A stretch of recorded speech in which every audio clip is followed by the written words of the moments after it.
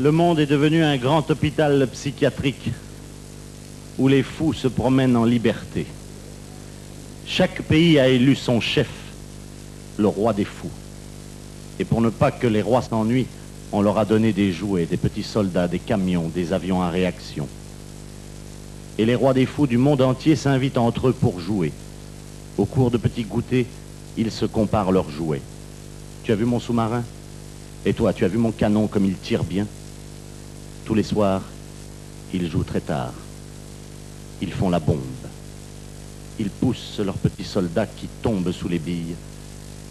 Quand il n'y en a plus, ils les remplacent. Et puis les rois des fous échangent leurs jouets. Je te prête mon pétrole, mais toi tu me prêtes ta bombe à neutrons. D'accord, file-moi ton uranium et je te prêterai mes camions de soldats. Et puis il y a des rois des fous qui n'ont rien à échanger. Pas de jouets, même pas de quoi manger. À 4 heures, ils ont droit à un petit goûter à partager en 3.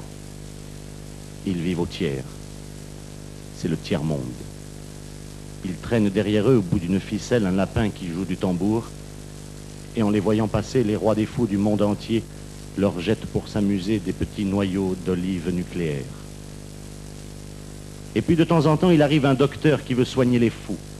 On l'appelle prix Nobel de la paix. On lui met une grosse médaille sur le cœur qui brille au soleil pour qu'on voit bien l'endroit où il faut tirer pour le tuer. Et la vie continue.